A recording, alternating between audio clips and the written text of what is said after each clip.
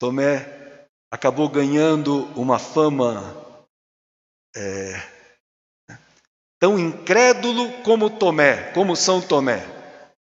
Mas a figura de Tomé é maior do que só esse aspecto.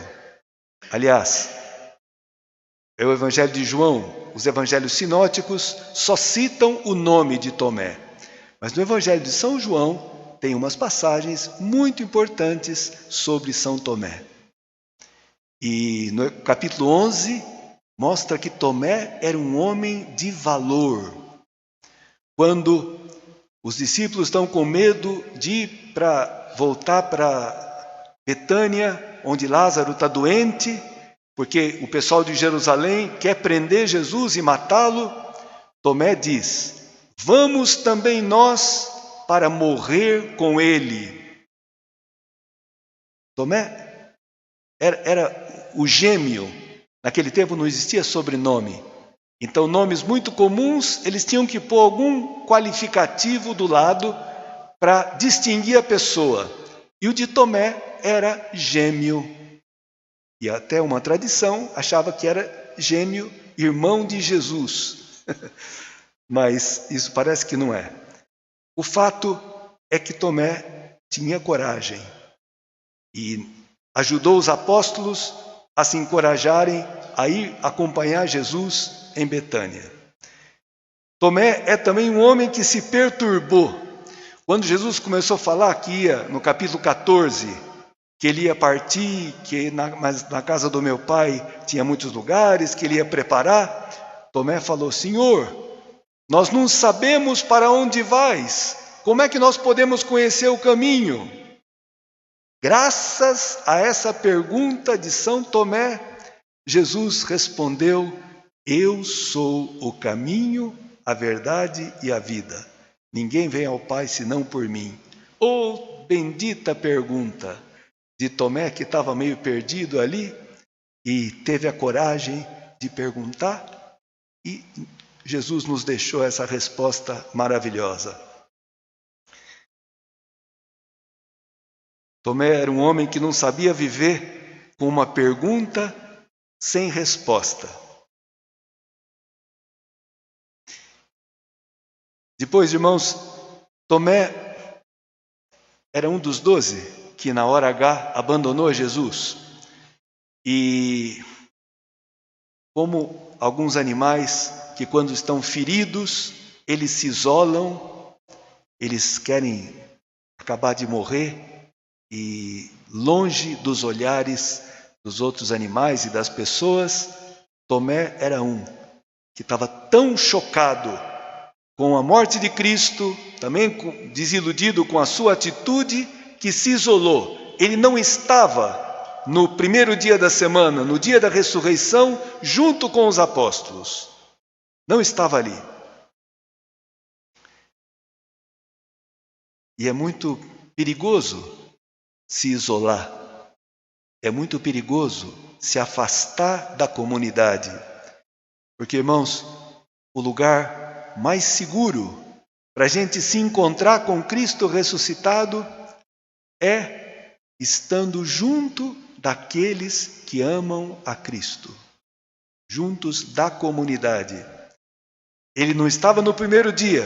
8 dias depois, no outro domingo, ele estava entre os apóstolos. E Cristo ressuscitado apareceu de novo.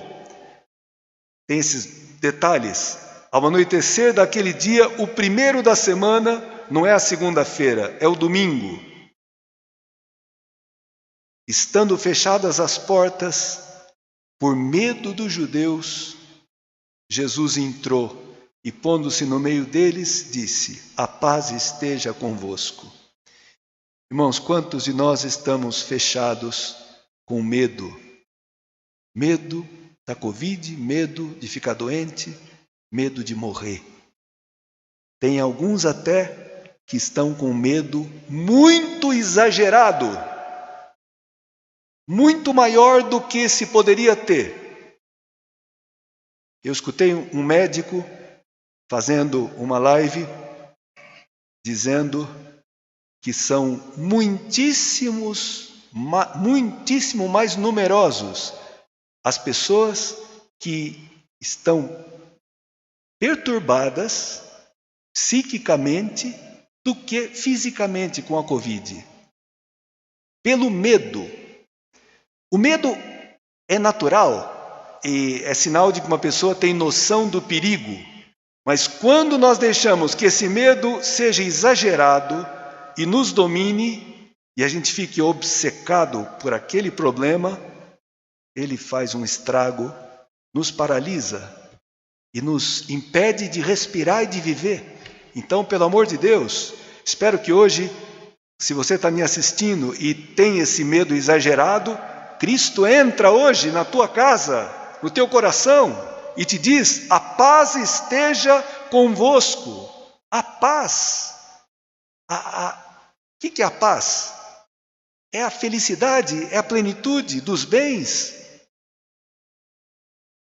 E Cristo mostra as mãos e o lado, com as chagas, os sinais da cruz, como para dizer: eu venci a morte. Por que você está com tanto medo? Você não confia em mim? Você não está unido a mim pelo batismo? Você não é membro do meu corpo? Eu venci. Por que você está aí fechado e tão amedrontado? E então os discípulos se alegraram por verem o Senhor. A alegria que brota dessa presença de Cristo ressuscitado.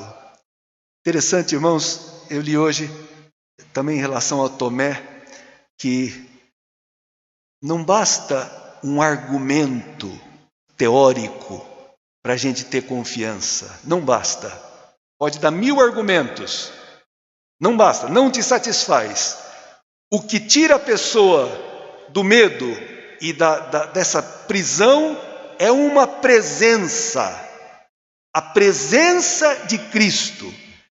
E esse evangelho quer dizer que cada vez que os cristãos se reúnem, estamos sofrendo por não podermos nos reunir.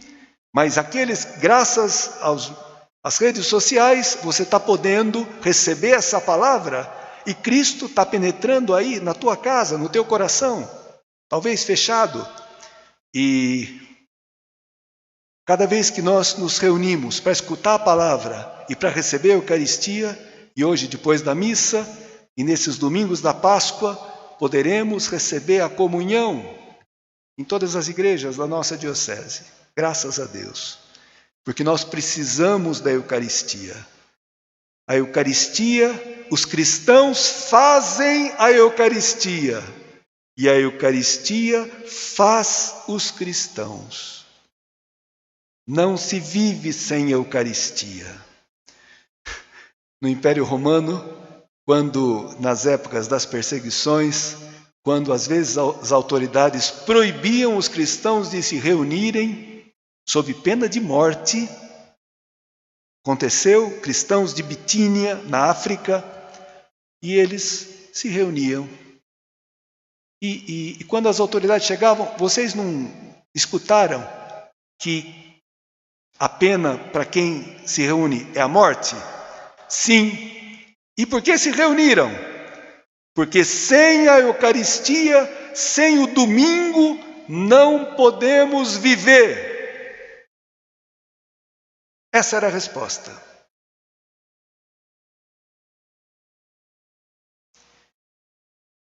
Então, irmãos, aqui aparece Jesus, de novo fala para eles: a paz esteja convosco, e os envia, como o Pai me enviou, também eu vos envio.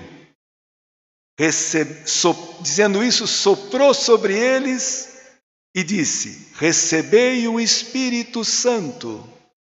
A quem perdoardes os pecados, lhes serão perdoados. A quem os retiverdes, lhes serão retidos. Cristo ressuscitado é a fonte do Espírito Santo, do amor, do perdão dos pecados. A missão mais importante da igreja, irmãos, é perdoar pecados.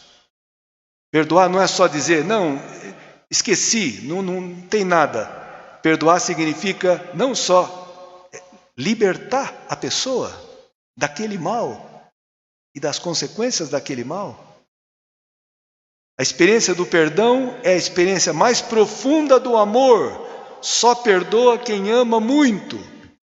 E por isso que esse é o domingo da misericórdia, é o domingo do perdão, é o domingo do amor que perdoa,